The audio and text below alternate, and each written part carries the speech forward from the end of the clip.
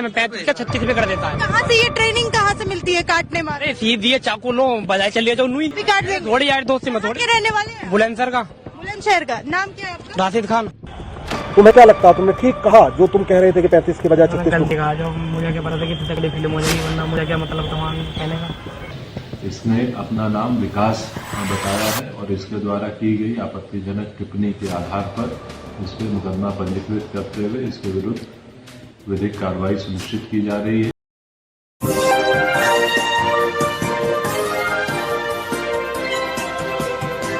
नमस्कार, आदाब, मैं खुशबू अख्तर और आप देख रहे हैं पल-पल न्यूज। जिस तरह से विकास की तलाश हो रही थी, उस तलाश को अब पूर्ण विराम लग चुका है और वो पूर्ण विराम राशिद खान के नाम पर लगा है। सोशल मीडिया पर एक वीडियो तेजी से वायरल हुआ था और उस वायरल होते हुए वीडियो में साफ तौर पर यह कहा गया था कि श्रद्धा के साथ जो हुआ उसके 35 नहीं 36 टुकड़े कर दिए जाने चाहिए थे। और उसके बाद सोशल मीडिया पर फिर से हिंदू मुसलमान के नाम पर, मुसलमान तो ऐसा ही होता है का ट्रेंड शुरू हो गया था।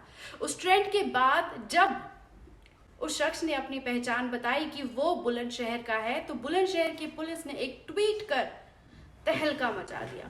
और उस ट्वीट में क्या कहा गया, उससे पहले आपको ये भी जान लेना चाहिए कि भारतीय जनता पार्टी और ट्रोलिंग गैंग को एक मसाला मिल गया था। उस मसाले में मुसलमानों को कोसने और इस देश में हर चीज का जिम्मेदार मुसलमान है ये बताने का बहाना तक मिल गया था। लेकिन आज सुबह जब ट्वीट हुआ तो पता चला जिस विकास की खोज हो रही थी वो राशिद खान असल में विकास कुमार निकला। और विकास कुमार निकलने के बाद बीजेपी के तमाम नेता, जिसमें प्रीति गांधी भी मौजूद हैं, उन्होंने ट्वीट करके साफ तौर पर कहा था कि जिस तरह से ये राशिद खान यानी कि मुसलमान इस तरह की हरकतें करते हैं उस पर कब कार्रवाई होगी। कार्रवाई हुई तो जो सच्चाई निकल के सामने आई है, सबसे पहले खुद उस वीडियो पर नजर डाल लीजिए जिस पर राशिद खान उर्फ विकास कुमार ये बात कहता हुआ नजर आया था। 35 टुकड़े हो या 50? 35 तो देखो, जब आदमी जब थोड़ा वैसा होता है, दिमाग खराब होता है, नशे में 35 का 36 रुपए कर देता है। 35 के 36 रुपए कर देता, जब आदमी का मुंह जाता ओवर मूड खराब था तो मार देंगे। 35 के 36 टुकड़े भी कर देता है आदमी। अच्छा, कहाँ से ये ट्रेनिंग कहाँ से मिलती है काटने मारे? अरे सीधी है, चाकू लो बजाय चलिए जाओ नुई। आपको भी लग रहा है एक्सपीरियंस है? एक्सपीरियंस है कहते हाँ, और मेरे कितने लड़े मैं काट दूंगा कहते। आप भी काट देंगे? थोड़ी यार दोस्ती में कहाँ थोड़ी के रहने वाले हैं? बुलंदशहर का। बुलंदशहर का। नाम क्या है आपका? राशिद खान। राशिद खान जी, आप कह रहे हैं कि आपके साथ भी कोई ऐसा करेगा आप काट के रखेंगे? मैं तो थोड़ी कोई मारेगा, जबरदस्ती थोड़ी मारेगा। जब मैं कितनी लड़ाई वाड़ाई होगी जब भी तो मारूंगा मैं भी। तो आपने सही किया, श्रद्धा को काट गलती होगी, सही कराऊंगा। 35 टुकड़े कर दूंगा आराम से, ज्यादा नहीं है, 35 कर दूंगे। कर दिए होंगे। कैसा लगा ये सुन के? कैसा लग रहा है कि किसी के 35 टुकड़े किए जाए? गलती होगी दोनों की, और क्या। अच्छा, दोनों की गलती है? जिसने मारा तो जिंदा है, एक तो चली गई। कोई ना देख तो चली गई, वो भी चला जाएगी तो जिंदा उसे। तो दोस्तों, आपने देखा उस राशिद खान की बात जिसमें वो कह रहा है कि 35 नहीं 36 टुकड़े कर दिए जाने चाहिए और जो हुआ वो सही हुआ।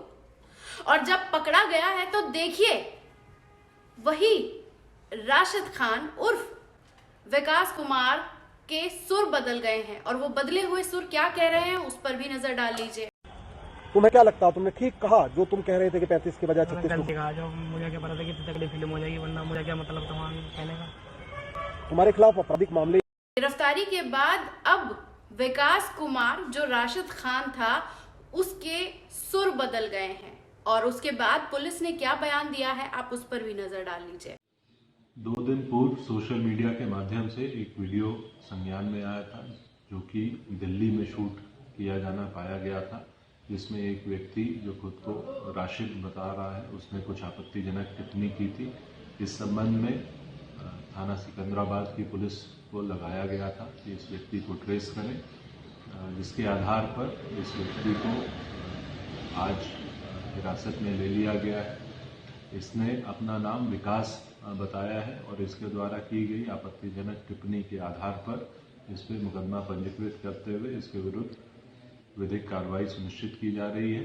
साथ ही साथ यह बात प्रकाश में आई है कि इसके ऊपर पूर्व के 5 मुकदमे दर्ज हैं, जिसमें से 2 जनपद बुलंदशहर में तथा 3 जनपद गौतम बुद्ध नगर के हैं, जो कि चोरी और अवैध असला से संबंधित हैं। इससे विस्तृत पूछताछ करते हुए इसे न्यायिक अभिरक्षा में भेजा जा रहा है। तो पुलिस के बयान पर आपने नजर डाली और अब बारीकी से ये जान लेना जरूरी हो जाता है कि जिस तरह की पत्रकारिता इस जमाने में हो रही है, उस जमाने में गोदी मीडिया को मसाला बन गया था। यहाँ तक कि इसमें यह भी सवाल उठता है कि YouTube की दुनिया में जो लोग पत्रकारिता कर रहे हैं उसमें सच और झूठ का जिस तरह से बारीकी से वो बीच का जो परत है वो हटती जा रही है, इसका फैसला कैसे होगा इसके बारे में भी सोचना पड़ेगा। लेकिन इसके बीच ये पत्रकारिता जिस तरह से गोदी मीडिया करने पर तुला है उसका पर्दाफाश खुद इस रिपोर्ट से हो जाता है। क्या है पूरा मामला, एक बार नजर डाल लीजिए। दिल्ली के श्रद्धा और आफताब के मामले में एक बयान काफी तेजी से वायरल हो रहा था। एक व्यक्ति सोशल मीडिया पर आकर श्रद्धा के 35 टुकड़े की बात को सही ठहरा रहा था। नाम पूछे जाने पर उसने राशिद खान बताया था। इतना ही नहीं, नफरत और हिंसा की सारी दलीलें भी दे रहा था। अगर उसके साथ भी ऐसी घटना होती तो वो 35 की जगह 36 टुकड़े कर डालता। ऐसा बयान सोशल मीडिया पर वायरल हुआ था और कैसे करेगा ये भी बताया जा रहा था। सोशल मीडिया पे ये बयान को शेयर करते हुए लोगों ने कुछ खास समुदाय पर टिप्पणी करना शुरू कर दी, जिसमें साफ था कि मुसलमान ही तमाम चीजों का जिम्मेदार होता है। राशिद खान के नाम बताए जाने पर असल में इसका नाम जब विकास कुमार पता चला तो पूरा वक्त और माहौल ही बदल गया। वहीं उत्तर प्रदेश की बुलंदशहर पुलिस ने इसको गिरफ्तार किया, तब इसकी पोल खुल गई कि ये राशिद खान के नाम पर जो नफरत फैला रहा था, दाढ़ी टोपी रखकर, वो विकास कुमार निकला। एसएसपी ने कहा कि विकास कुमार ने राशिद खान के नाम पर सोशल मीडिया पर आपत्तिजनक टिप्पणी की थी और उसे अरेस्ट कर लिया है। इसके बाद चोरी के कई मुकदमे भी इस पर दर्ज है, जिसके खिलाफ केस चल रहा है। विकास की गिरफ्तारी के बाद सोशल मीडिया पर नफरत चल रही उस रेस को थमने के बारे में सोचा जा रहा है, लेकिन ये नफरत थमेगी या नहीं रुकेगी, इस पर भी सवाल खड़ा होता है। वो लगातार नफरत फैलाते रहेंगे क्योंकि उनका काम नफरत फैलाना है। विकास कुमार ने अपने चेहरे पर दाढ़ी रखी हुई थी, इसीलिए लोगों ने आसानी से उसके झूठ को सच समझकर और उस पर यकीन भी कर लिया। सच समझकर उस पर यकीन कर लिया। पुलिस का कहना है कि वो इस मामले में और भी पहलू की जांच करेगी। शायद इस मामले की और भी परतें हों और कहीं और जाकर खुले। पुलिस ने यह भी कहा है कि इस तरह के नफरतों पर रोक लगनी चाहिए। आपको ये भी जान लेना जरूरी हो जाता है, पहले भी ऐसे कई मामले सामने आ चुका है। गाजियाबाद में सिर से सर तिन से जुदा के फर्जी मामले में धमकी का नाम लेकर विकास कुमार राशिद खान के नाम पर बनकर हत्यारे का समर्थन भी करना हो सकता है और इस तरह के कई मामले सामने आए हैं। लेकिन सवाल यही उठता है कि इस नफरत भरी एजेंडे के तौर पर बार बार मुसलमानों को शिकार बनाकर ये नफरत खोर, जो चवन्नी खोर जिसे कहा जाता है, वो लगातार इसी तरह की हरकत करते ही जा रहे हैं जिस पर कोई लगाम नहीं लग रही है। और उस लगाम को ना लगने के पीछे पत्रकारिता पर भी एक सवाल उठता है। सोशल मीडिया पे कुछ भी चीज बहुत तेजी से वायरल हो जाती है और उस वायरल होने के कितने तथ्य ही बहुत कम सामने आते हैं। सोशल मीडिया पर ट्वीट पे ट्वीट की बारिश हो रही है और अब जब ये माहौल थम गया है कि राशिद खान विकास कुमार है और वो विकास है जिसे तमाम 2014 के बाद उसे खोजा जा रहा था, तो उम्मीद की जा रही है ये नफरत की राजनीति अब कहीं ना कहीं थम जाएगी। लेकिन ये पहला मुद्दा तो नहीं है जो रुक जाएगा, लेकिन कहीं ना कहीं मजाक में ही सही ये विकास वो ना हो, लेकिन नफरत में फैलाने को लेकर ये जिस तरह का मजाक बनाकर देश के माहौल को दूषित कर दिया गया है वो कहीं ना कहीं परेशान करने वाला है। सोशल मीडिया पर इस तरह से लोग आकर तमाम टिप्पणियां करते हैं और रातों रात सुपरस्टार बनने के सपने देखते हैं और हमारी सत्ता ऐसे लोगों को गले भी लगा लेती है और उसको इनाम भी दिया जाता है।